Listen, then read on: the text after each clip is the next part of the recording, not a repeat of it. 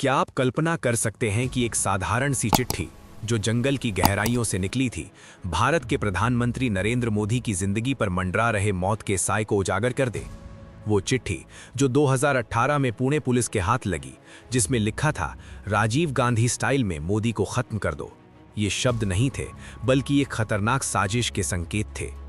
नक्सलियों की ये योजना इतनी गुप्त और खौफनाक थी कि अगर समय रहते इसे रोका न जाता तो शायद इतिहास कुछ और ही लिखता। लेकिन भारत की खुफिया एजेंसियां सतर्क थीं। उन्होंने एक ऐसा ऑपरेशन शुरू किया जो नक्सलवाद की कमर तोड़ने वाला साबित हुआ, ऑपरेशन ऑक्टोपस। आज हम आपको इस गुप्त मिशन की पूरी कहानी सुनाते हैं, जो प्रधानमंत्री की जान बचाने से कहीं ज्यादा थी। ये कहानी है भारत के आंतरिक दुश्मनों से लड़ाई की, रहस्य की, सदमे की और जीत की। सुनिए और जानिए कैसे एक साइलेंट मिशन ने देश को बड़ी तबाही से बचा लिया। दोस्तों, हमारी कहानी शुरू होती है उन घने जंगलों से जहां नक्सलवाद की जड़ें दशकों से फैली हुई हैं। नक्सलवाद जो 1967 में पश्चिम बंगाल के नक्सलबाड़ी गांव से शुरू हुआ, आज भारत के कई राज्यों में फैल चुका है। ये विचारधारा माओवाद पर आधारित है, जो गरीबी, असमानता और आदिवासियों के शोषण के नाम पर हथियार उठाने की बात करती है। लेकिन हकीकत में ये एक खूनी खेल बन गया है, जिसमें हजारों निर्दोषों की जानें गई हैं। 2004 से 2023 तक नक्सलियों ने 10,000 से ज़्यादा हमले किए, जिसमें 2,000 से ज़्यादा सुरक्षा बलों के जवान शहीद हुए और 3,000 से ज़्यादा नागरिक मारे गए। ये आंकड़े सरकारी रिपोर्ट से हैं, जैसे कि गृह मंत्रालय की वार्षिक रिपोर्ट। अब बात आती है प्रधानमंत्री नरेंद्र मोदी पर हमले की साजिश की। 2018 में जब मोदी जी गुजरात के मुख्यमंत्री से प्रधानमंत्री बने थे, नक्सली उन्हें अपना सबसे बड़ा दुश्मन मानते थे। क्यों? क्योंकि मोदी सरकार ने नक्सलवाद के खिलाफ एक मजबूत रणनीति अपनाई थी। विकास की योजनाएं, जैसे कि सड़कें बनाना, स्कूल खोलना और आदिवासियों को मुख्य धारा में लाना, ये सब नक्सलियों की जमीन खिसकाने वाले कदम थे। जून 2018 में पुणे पुलिस ने 5 एक्टिविस्ट्स को गिरफ्तार किया जो भीमा कोरेगांव हिंसा से जुड़े थे। उनके घर से मिली एक चिट्ठी में लिखा था कि नक्सली मोदी जी पर राजीव गांधी जैसे हमले की योजना बना रहे हैं। ये चिट्ठी रोना विल्सन के कंप्यूटर से मिली और इसमें 8 करोड़ रुपए की रकम का जिक्र था, जो M4 राइफल खरीदने के लिए थी। इस खुलासे ने पूरे देश को हिला दिया। क्या ये साजिश कामयाब हो सकती थी? अगर हाँ, तो कैसे रोका गया? यहाँ से शुरू होता है ऑपरेशन ऑक्टोपस का रहस्य। ऑपरेशन ऑक्टोपस, जो 2022-2023 में झारखंड और छत्तीसगढ़ के जंगलों में चलाया गया, नक्सलवाद के खिलाफ एक बड़ा अभियान था। इसका नाम ऑक्टोपस इसलिए रखा गया क्योंकि ऑक्टोपस की तरह इस ऑपरेशन के कई हाथ थे: इंटेलिजेंस, सर्च ऑपरेशन, गिरफ्तारियां और विकास कार्य। गृह मंत्री अमित शाह की देखरेख में राष्ट्रीय सुरक्षा सलाहकार अजीत डोभाल ने इसकी योजना बनाई। डोभाल जी, जो खुद एक पूर्व IB अधिकारी हैं, ने इस मिशन को इतना गुप्त रखा कि नक्सलियों को भनक भी नहीं लगी। पहले चरण में इंटेलिजेंस ब्यूरो, IB और रिसर्च एंड एनालिसिस विंग ने नक्सली नेटवर्क पर नजर रखी।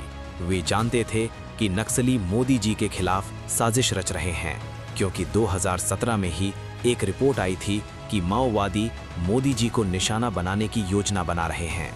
2018 की चिट्ठी ने इसे कंफर्म कर दिया। ऑपरेशन ऑक्टोपस का पहला लक्ष्य था बूधा पहाड़ क्षेत्र को नक्सल मुक्त करना। बूधा पहाड़ झारखंड का एक ऐसा इलाका है जहां नक्सली दशकों से कब्जा जमाए थे।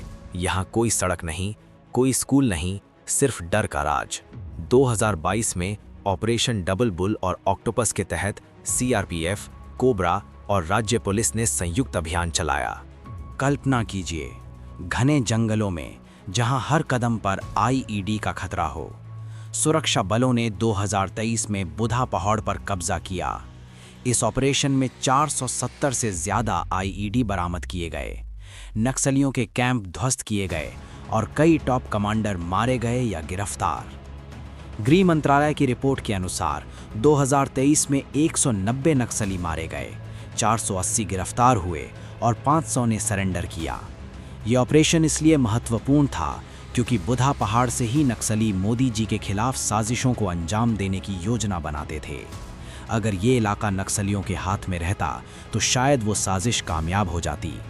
अब हम आपको इस ऑपरेशन की डिटेल्स बताते हैं ताकि आप समझें कैसे हर पॉइंट एक दूसरे से जुड़ा था। ऑपरेशन का पहला हिस्सा था इंटेलिजेंस गैदरिंग। आईबी ने ग्राउंड लेवल पर जासूस भेजे जो आदिवासी गांवों में घुसे। वे जानते थे कि नक्सली स्थानीय लोगों को जबरन भर्ती करते हैं। एक रिपोर्ट के अनुसार नक्सली 12-15 साल के बच्चों को भी हथियार थमा देते हैं। इन जासूसों ने पता लगाया कि नक्सली मोदी जी की चुनावी रैलियों पर हमला करने की योजना बना रहे थे। 2019 के लोकसभा चुनाव से पहले एक प्लॉट उजागर हुआ जहां नक्सली मोदी जी की रैली में ब्लास्ट करने वाले थे, लेकिन ऑपरेशन ऑक्टोपस के प्रारंभिक चरण ने इसे रोक दिया। दूसरा हिस्सा था search and destroy. Cobra commandos, जो जंगल वॉरफेयर में स्पेशलिस्ट हैं, ने रात के अंधेरे में हमले किए। एक उदाहरण लीजिए, 2023 में ऑपरेशन डबल बुल में 31 नक्सली मारे गए, जिसमें टॉप कमांडर शामिल थे। ये ऑपरेशन ऑक्टोपस का ही हिस्सा था। सुरक्षा बलों ने ड्रोन्स का इस्तेमाल किया जो नक्सली कैंप्स को ट्रैक करते थे। सैटेलाइट इमेजरी से पता चला कि नक्सली बुधा पहाड़ में हथियार स्टोर कर रहे थे। इन हथियारों से मोदी जी पर हमला हो सकता था। तीसरा हिस्सा था सरेंडर पॉलिसी। मोदी सरकार ने समर्पण नीति शुरू की, जिसमें सरेंडर करने वाले नक्सलियों को नौकरी, पैसे और सुरक्षा दी जाती थी। 2024 तक 1225 नक्सलियों ने सरेंडर किया। इनमें से कई ने बताया कि वे मोदी जी के खिलाफ साजिश में शामिल थे, लेकिन अब मुख्य धारा में आना चाहते हैं। ये नीति इतनी सफल रही कि नक्सली संगठन की कमर टूट गई। चौथा हिस्सा था विकास। ऑपरेशन ऑक्टोपस सिर्फ बंदूक की लड़ाई नहीं था, बल्कि दिलों की जीत भी थी। मोदी सरकार ने आकांक्षी जिला कार्यक्रम के तहत नक्सल प्रभावित जिलों में 100 करोड़ से ज्यादा निवेश किया।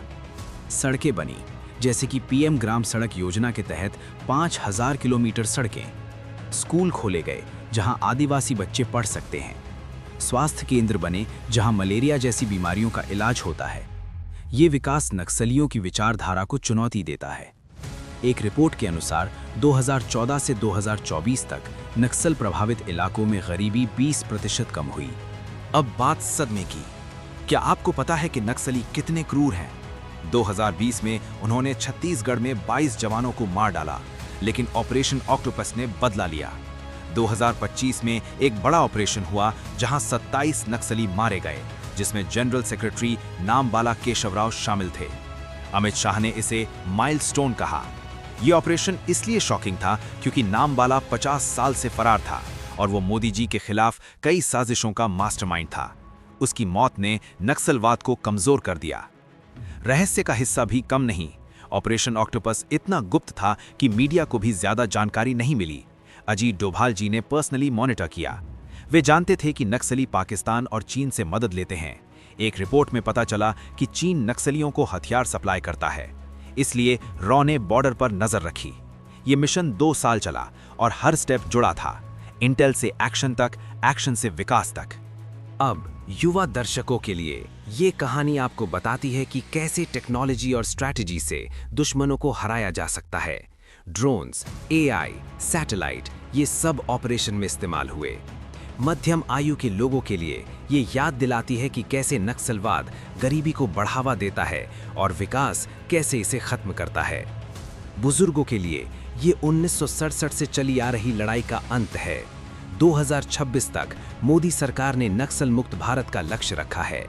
2025 में 270 नक्सली मारे गए, 680 गिरफ्तार, 1275 सरेंडर। ये आंकड़े दिखाते हैं कि जीत करीब है, लेकिन सवाल है, क्या नक्सलवाद पूरी तरह खत्म हो जाएगा? विचारधारा तो बाकी रहेगी, लेकिन हथियार उठाने वाले कम होंगे। ये थी ऑपरेशन ऑक्टोपस की कहानी, जो प्रधानमंत्री की जान बचाने वाली थी। एक अनपेक्षित चिट्ठी से शुरू हुई और जीत पर खत्म हुई। याद रखिए, देश की सुरक्षा सबकी जिम्मेदारी है। जय हिंद।